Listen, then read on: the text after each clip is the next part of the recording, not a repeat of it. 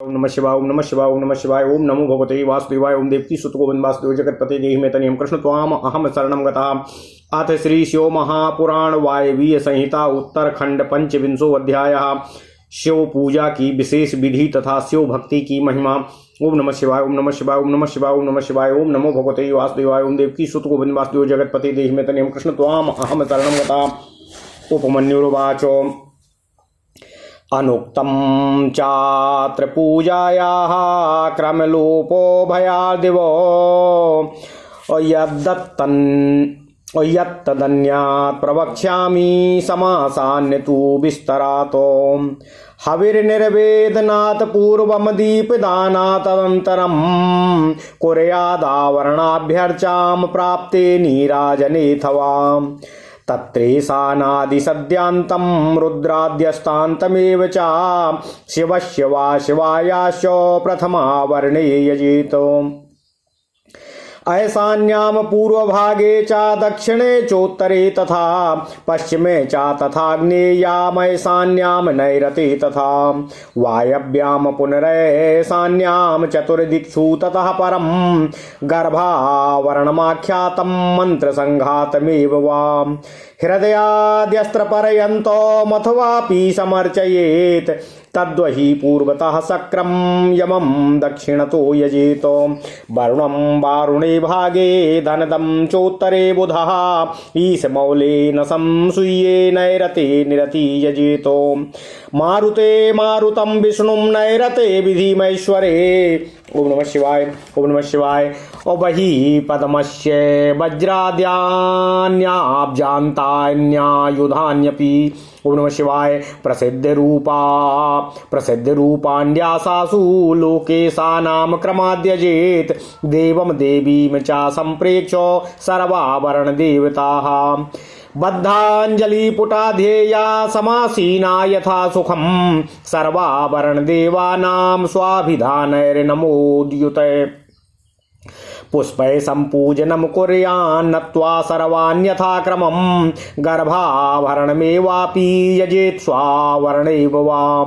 योगे ध्याने जपे होमे बाह्ये बाह्याभ्यनये योगे ध्याने जपे होमे बाह्ये वाभ्यन्तरेऽपि वा हविश्च षड्विधं ध्येयं शुद्धं मग्दान्नमेव च पायसं दधि सम्मिश्रं गौडं च मधुना प्लुतम् एतेष्वेकमनेकं वा नानाव्यञ्जनसंयुतम् गुडखण्डान्वितं दद्यान् मथितं दधि चोत्तमं भक्ष्याण्यपूपमुख्यानि स्वादुन्वन्ति फलानि च रक्तचन्दनपुष्पाढ्यं पानीयं चातिशीतलं मृदु एलारसक्तं च खण्डं पूगफलस्य च दलानि नागवल्याश्च युक्तानि खदिरादिभिः गौराणि स्वर्णवर्णानि विहितानि शिवानि च शैलमेवोषितं चूर्णं नातिरुक्षं नादूषितं कर्पूरं चाथ कंकोलं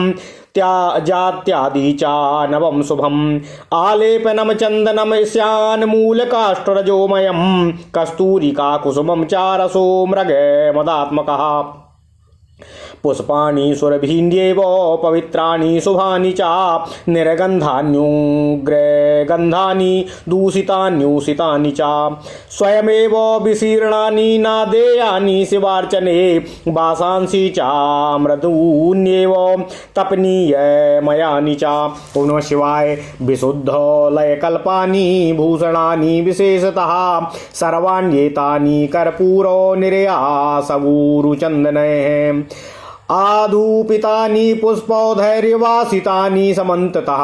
ओम नमः शिवाय। चन्दना गुरुकर्पूर काष्ठगुग्गुलचूर्णकै घृतेन मधुना चैव सिद्धो धूपः प्रशस्यते कपिला सम्भवेनैव घृतेनाति सुगन्धिना नित्यं प्रदीपिता दीपाः सस्तः कर्पूरसंयुताः पञ्चगव्यं च मधुरं पयोदधि घृतं तथा कपिला सम्भवं शम्भोरिष्टं स्नाने चापादिके चापानिके आसनानि च भद्राणि गजदन्तमयानि च सुवर्णरत्नयुक्तानि चित्राण्यस्तरणानि च मृदूपधानयुक्तानि सूक्ष्मतुलमयानि च उच्चावचानि रम्याणि शयनानि सुखानि च नद्याः समुद्रगामिन्याः नद्याद्वम्भामः समाहृतं शीतश्च वस्त्रपूतं तद्विशिष्टं स्नानपानयोः छत्रं शशिनिभं चारु मुक्तादाम विराजितं नवरत्नोचित्तं दिव्यं हेमदण्ड मनोहरं चामरे चासिते सूक्ष्मे चामीकरपरिष्कृते राजहंसाद्वयाकारे रत्नदण्डोपशोभिते दर्पणं चापि सुस्निग्धं दिव्यगन्धानुलेपनं समन्तान्द्रत्नसञ्छन्नं स्रग्वरैश्चापि भूषितम्। ओम नमः शिवाय।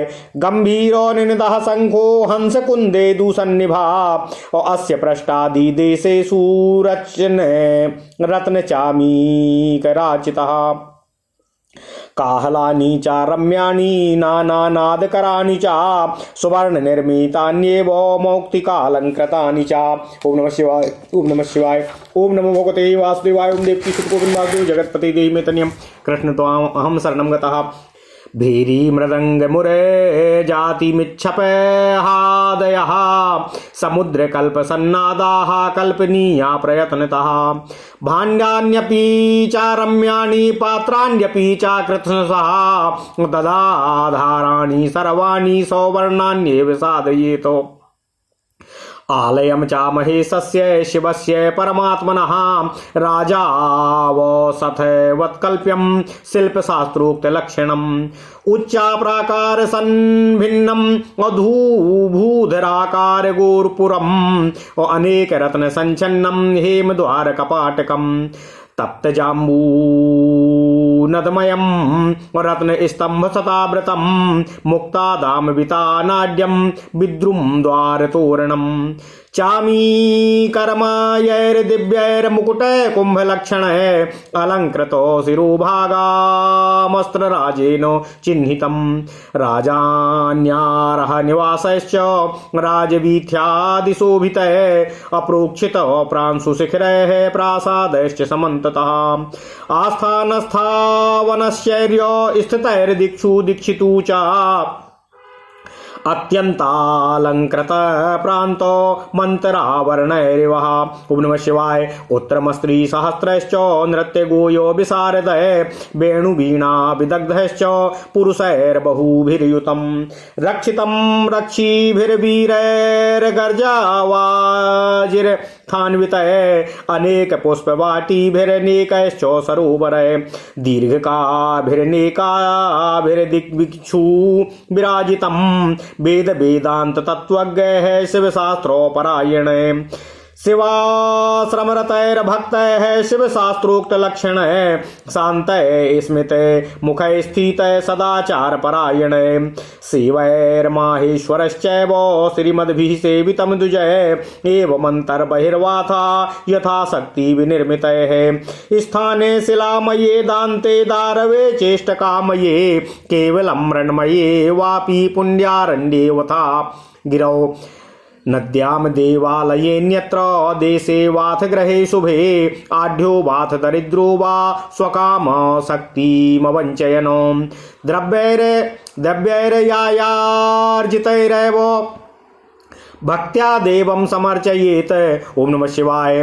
अथान्यायार्जितश्चापि भक्त्या चेच्छमर्चयेत नः तस्य प्रत्यवायोस्ति भाववश्यो यतः प्रभु नान्याजितैरपि द्रव्यैर्भक्त्या पूजयेद्यदि न तत्फलमवाप्नोति भक्तिरेवान्य कारणम् भक्त्या वित्यानुसारेण शिवमुद्दिश्य यत् कृतम् अल्पे महति वा तुल्यं फलमाढ्या दरिद्रयोः भक्त्या प्रचोदितः कुर्यादल्पवित्तोऽपि मानवः महाविभवसारोऽपि न कुर्याद् भक्तिवर्जितः सर्वस्वमपि यो दद्यात् शिवे भक्ति विवर्जितः न तेन फलभाकसा स्याद् भक्तिरेवात्र कारणम् न तत्तपोभिरत्न्युग्रैर् न सर्वैर्महामखैः गच्छेत् शिवपुरं दिव्यं मुक्त्वां शक्ति शिवात्मिकाम् गुह्याद गुह्यतरम कृष्णो सर्वत्र परमेश्वरे शिवे भक्तिर्न संदेहस्तया युक्तो विमुच्यते। शिव मंत्र जपो ध्यानम होमो यज्ञस्तपः श्रुतम और दान मध्याध्ययनम सर्वे भावार्थम नात्र संशयः। भावहीनो नरः सर्वं कृत्वापि न विमुच्यते भावयुक्ता पुनः सर्वं कृत्वापि विमुच्यते। चंद्रायण सहस्त्रश्च प्रजापत्या शतैस्तथा मासोपवाश्च शैश्चान्यश्च शिवभक्तस्य किं पुनः अभक्ता मानवाश्चास्मिन् लोके गिरिगुहासु च तपन्ति चाल्पभोगार्थं भक्तो भावेन मुच्यते। ओम नमः शिवाय ओम नमः शिवाय ओम नमः शिवाय। सात्विकं मुक्तिदं कर्मम सत्त्वे वै योगिना स्थिता राजसं सिद्धिदं कुर्युः कर्मिणो रजसावृताः असुरा राक्षसाश्चैव तमो गुणसमन्विता ऐहिकार्थं यजन्ति सं नराश्चान्येऽपि तादृशा तामसं राजसं वापि सात्विकं भावमेव च आश्रित्या भक्त्या पूजाद्यं कुर्वन् भद्रं समश्नुते यतः पापार्णवात् रात्रातुं भक्तिर्नैरव निर्मिता और तस्माद्यक्तुपन्नस्य रजसा तमसा च किम् अंत्यजो वा धमो वापि मूर्खो वा पतितोऽपि वा शिवं प्रपन्नश्चेत कृष्णासुपूज्यः और सर्वसुरासुरैः तस्मात् सर्वप्रयत्नेन भक्त्यैव शिवमर्चयेत् अभक्तानां क्वाचिदपि फलं नास्ति यतस्ततः वक्ष्याम्यति रहस्यं ते शृणु कृष्णो वचो मम वेदैः शास्त्रैर्वेदाभिर्विचार्यं सुविनिश्चितम्। ओम नमः शिवाय ओम नमः शिवाय ओम नमः शिवाय।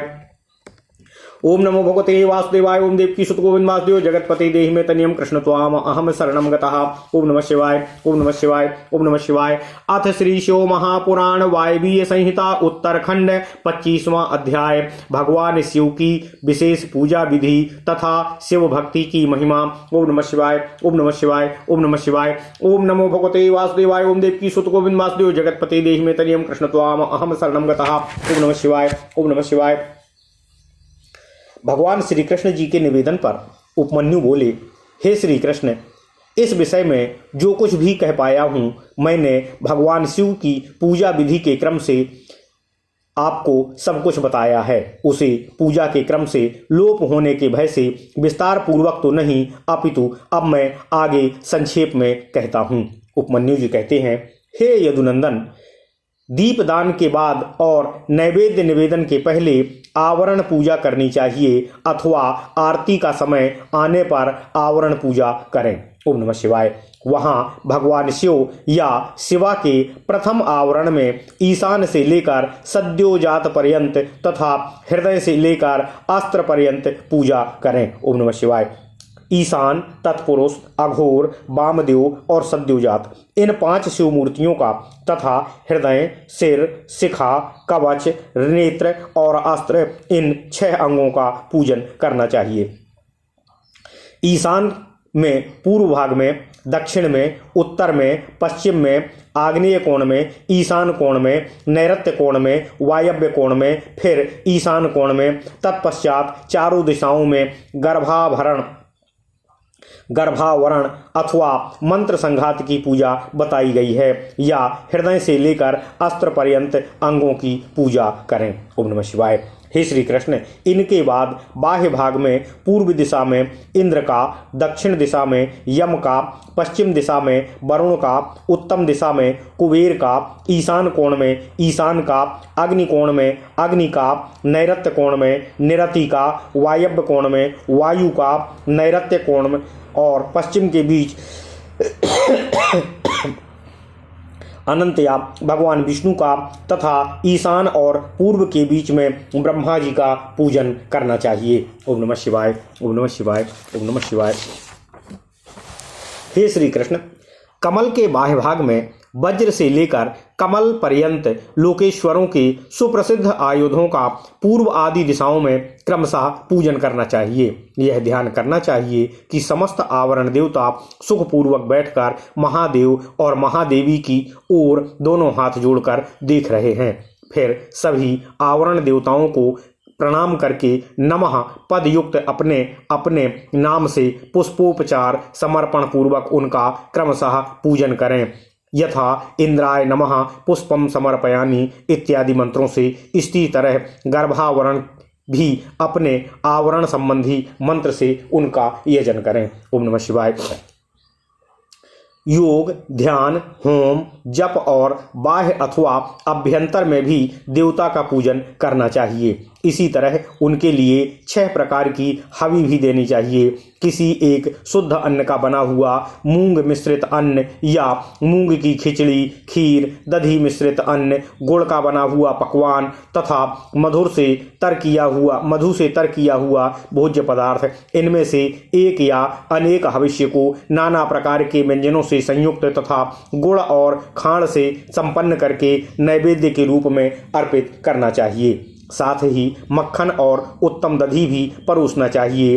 पुआ आदि अनेक प्रकार के भक्ष्य पदार्थ और स्वादिष्ट फल देने चाहिए। लाल चंदन और पुष्पवासित अत्यंत शीतल जल अर्पित करना चाहिए। मुख शुद्धि के लिए मधुर इलायची के रस से युक्त सुपारी के कोमल टुकड़े, खैर आदि से युक्त सुनहरे रंग के पीले पान के पत्तों से बने हुए बीड़े, शिलाजीत का चूर्ण, सफेद चूना जो अधिक रूखा या दूषित न हो, कपूर, कंकोल, नूतन एवं सुंदर जायफल आदि अर्पित करने चाहिए। आलेपन के लिए चंदन का मूल काष्ठ अथवा उसका चूरा, कस्तूरी, कुमकुम, मृग मदात्मक रस होने चाहिए। फूल बेही चढ़ाने चाहिए जो सुगंधित, पवित्र और सुंदर हों। गंध रहित, उत्कट गंध वाले, दूषित, बासी तथा स्वयं ही टूटकर गिरे हुए फूल भगवान शिव जी के पूजन में नहीं देने चाहिए।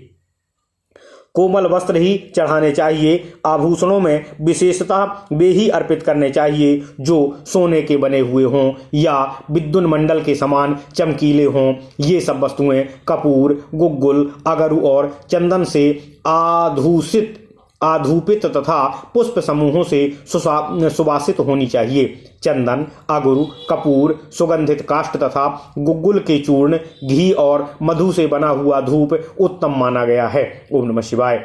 हे श्री कृष्ण, कपिला गाय के अत्यंत सुगंधित घी से प्रतिदिन जलाए गए कर्पूर युक्त दीप श्रेष्ठ माने गए हैं। पंचगव्य, मीठे पदार्थ और कपिला गाय का दूध, दही एवं घी ये सब भगवान शिव जी के स्नान और पान के लिए अभीष्ट वस्तुएं हैं। ओम नमः शिवाय। हे श्री कृष्ण, हाथी के दांत से बने हुए भद्रासन जो सुवर्ण एवं रत्नों से जटित हैं, शिव के लिए श्रेष्ठ बताए गए हैं। उन आसनों पर विचित्र बिछावन, कोमल गद्दे और तकिए होने चाहिए। इसके सिवा और भी बहुत सी छोटी और बड़ी सुंदर एवं सुखद संज्ञाएं होनी चाहिए। ओम नमः शिवाय। समुद्रगामिनी नदी एवं नद से लाया हुआ तथा कपड़े से छान कर रखा हुआ शीतल जल भगवान शिव जी के लिए स्नान और पान के लिए श्रेष्ठ होता है। चंद्रमा के समान उज्ज्वल छत्र जो मोतियों की लड़ियों से सुशोभित, नवरत्न जटित, दिव्य एवं सुवर्णमय दंड से मनोहर हो, भगवान शिव की सेवा में अर्पित करने योग्य होता है। ओम नमः शिवाय। सुवर्ण, हे श्री कृष्ण, सुवर्ण भूषित 2 श्वेत चंवर जो रत्नमय दंडों से शोभायमान तथा 2 राजहंसों के समान आकार वाले हों, भगवान शिव की सेवा में देने योग्य है। सुंदर एवं स्निग्ध दर्पण जो दिव्य गंध से अनुलिप्त तथा सब ओर से रत्नों द्वारा आच्छादित तथा सुंदर हारों से विभूषित हो, भगवान शंकर को अर्पित करना चाहिए। ओम नमः शिवाय। हे श्री कृष्ण, भगवान शिव जी के पूजन में हंस, कुंद एवं चंद्रमा के समान उज्ज्वल तथा गंभीर ध्वनि करने वाले शंख का उपयोग करना चाहिए, जिसके मुख और पृष्ठ आदि भागों में रत्न एवं सुवर्ण जड़े गए हों। शंख के सिवा नाना प्रकार की ध्वनि करने वाले सुंदर काहल अर्थात वाद्य विशेष जो सुवर्ण निर्मित तथा मोतियों से अलंकृत हो, उन्हें बजाना चाहिए। ओम नमः शिवाय। ओम नमः शिवाय। हे श्री कृष्ण, इसके अतिरिक्त भेरी, मृदंग, मुरज, तिमिच्छ और पटह आदि बाजे भी बजाए जाएं, जो समुद्र की गर्जना के समान ध्वनि करने वाले हों। यत्न पूर्वक जुटाकर रखने चाहिए। पूजा के सभी पात्र, भांड और उनके आधार भी सुवर्ण के ही बनाए जाने चाहिए। ओम नमः शिवाय। हे श्री कृष्ण, परमात्मा सदाशिव महेश्वर शिव जी का मंदिर राजमहल के समान बनवाना चाहिए, जो शिल्प शास्त्र में बताए हुए लक्षणों से युक्त हो। वह ऊंची चहारदीवारी से घिरा हो, उसका गोपुर इतना ऊंचा हो कि पर्वताकार दिखाई दे, वह अनेक प्रकार के रत्नों से आच्छादित हो, उसके दरवाजे के फाटक सोने के बने हुए हों। उस मंदिर के मंडप में तपाए हुए सोने तथा रत्नों के सैकड़ों खंभे लगे हों, चंदोबे में मोतियों की लड़ियां लगी हों, दरवाजे के फाटक में मूंगे जड़े गए हों, मंदिर का शिखर सोने के बने हुए दिव्य कलशाकार मुकुटों से अलंकृत एवं अस्त्रराज त्रिशूल से चिन्हित हो। ओम नमः शिवाय। हे श्री कृष्ण, मंदिर राजमार्गों में शोभायमान तथा चारों ओर से अत्यधिक ऊंचे शिखरों वाले राजोचित भवनों से युक्त होना चाहिए। उसमें दिशाओं और विदिशाओं में उत्तम सभा भवन, विश्राम भूमियां आदि हों तथा उसका अंतर्भाग सभी प्रकार से अलंकृत होना चाहिए। नृत्य तथा गायन में पारंगत हजारों स्त्रियों तथा वीणा, वेणु आदि के वादन में निपुण पुरुषों से उसे युक्त होना चाहिए। गज, अश्व तथा रथों से युक्त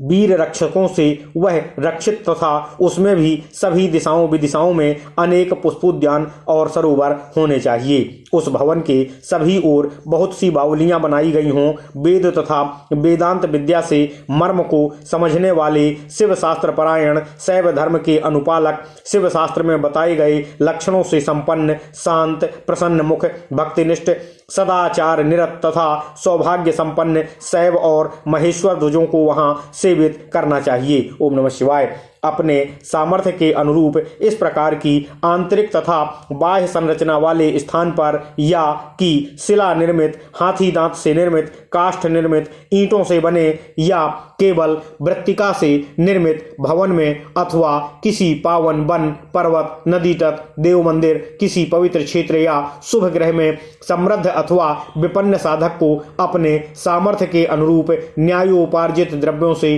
भक्तिपूर्वक महादेव जी की पूजा करनी चाहिए। ओम नमः शिवाय। यदि कोई अन्यायोपार्जित द्रव्य से भी भक्तिपूर्वक भगवान शिव जी की पूजा करता है तो उसे भी कोई पाप नहीं लगता है, क्योंकि भगवान भाव के वशीभूत हैं। न्यायोपार्जित धन से भी यदि कोई बिना भक्ति के पूजन करता है तो उसे उसका फल नहीं मिलता है, क्योंकि पूजा की सफलता में भक्ति ही मूल कारण होता है। ओम नमः शिवाय। हे श्री कृष्ण, भक्ति से अपने वैभव के अनुसार भगवान शिव जी के उद्देश्य से जो कुछ भी किया जाए, वह थोड़ा हो या बहुत करने वाला, धनी हो या दरिद्र, दोनों का समान फल होता है। जिनके पास बहुत थोड़ा धन है वह मानव भी भक्ति भाव से प्रेरित होकर भगवान शिव का पूजन कर सकता है, किंतु महान वैभवशाली भी यदि भक्तिहीन है तो उसे शिव के पूजन का फल प्राप्त नहीं होता है। भगवान शिव के प्रति भक्तिहीन पुरुष यदि अपना सर्वस्व भी दे डाले तो उससे वह शिव आराधना के फल का भागी नहीं होता है, क्योंकि आराधना में भक्ति ही कारण है। भगवान शिव के प्रति भक्ति को छोड़कर जो कोई अत्यंत उग्र तपस्याओं तथा संपूर्ण महायज्ञों से भी दिव्य शिवोधाम में नहीं जा सकता है। अतः हे श्री कृष्ण, सर्वत्र परमेश्वर भगवान शिव के आराधन में भक्ति का ही महत्व है। यह गुह्य से भी गुह्यतर बात है, इसमें संदेह नहीं है। शिव मंत्र का जप, ध्यान, होम, यज्ञ, तप, वेदाभ्यास, दान अथवा अध्ययन, ये सब भाव भक्ति के लिए ही हैं, इसमें संदेह नहीं है। भाव रहित मनुष्य इन सब का अनुष्ठान करके भी मुक्त नहीं होता है, किंतु भावयुक्त मनुष्य ये सब किए बिना भी मुक्त हो जाता है। ओम नमः शिवाय। हजारों चंद्रायण व्रतों, सैकड़ों प्रजापत्य व्रतों, महीने भर के उपवासों तथा अन्य सत्कर्मों से भगवान शिव के भक्त को क्या प्रयोजन है। इस लोक में भक्तिहीन मनुष्य अल्प भोगों के लिए पर्वत की कंदराओं में तप करते हैं, पर भक्त तो भाव से ही मुक्त हो जाता है। ओम नमः शिवाय। ओम नमः शिवाय। ओम नमः शिवाय। सात्विक कर्म मुक्ति देने वाला होता है, अतः योगी को सत्व में ही स्थित रहते हुए कर्मपरायण रजोगुणी लोग सिद्ध प्रदान करने वाले राजस कर्म करते हैं। तमोगुण से युक्त असुर, राक्षस तथा वैसे ही दूसरे मनुष्य लौकिक कामनाओं की प्राप्ति के लिए भगवान शिव का यजन करते हैं। तामस राजस अथवा सात्विक किसी भी भाव का आश्रय लेकर भक्तिपूर्वक पूजा आदि करने वाला कल्याण को प्राप्त करता है। पाप के महासागरों को पार करने के लिए भगवान शिव की भक्ति नौका के समान है। इसलिए जो मनुष्य भक्ति भाव से युक्त है उसे रजोगुण तमोगुण से क्या हानि हो सकती है। हे श्री कृष्ण, अंत्यज अधम मूर्ख अथवा पतित मनुष्य भी यदि भगवान शिव की शरण में चला जाए तो वह समस्त देवताओं एवं असुरों के लिए भी पूजनीय हो जाता है। अतः सर्वथा प्रयत्न करके भक्ति भाव से ही भगवान शिव की पूजा करें, क्योंकि अभक्तों को कहीं भी फल की प्राप्ति नहीं होती है। हे श्री कृष्ण, अब मैं आपको एक परम रहस्य बताऊंगा। आप मेरा वचन सुनिए। वेदों के विद्वानों ने वेदों तथा शास्त्रों के द्वारा विचार करके इसे सुनिश्चित किया है, जिसका वर्णन मैं अगले अध्याय में करूंगा। ओम नमः शिवाय, ओम नमः शिवाय, ओम नमः शिवाय। इति श्री शिव महापुराणे सप्तम्याम वायवीय संहितायाम उत्तरखंडे शिव शास्त्रोक्त पूजा वर्णन नामक पंचविंशो अध्यायः। इस प्रकार श्री शिव महापुराण के अंतर्गत 7वीं वायवीय संहिता के उत्तरखंड में शिव शास्त्रोक्त पूजन वर्णन नामक 25वां अध्याय पूर्ण हुआ। ओम नमः शिवाय, ओम नमः शिवाय, ओम नमः शिवाय। ओम नमो भगवते वासुदेवाय। ओम देवकी सुत गोविंद वासुदेव जगतपते देहि में तनियम कृष्ण त्वाम अहम शरणम गतः। ओम नमः शिवाय।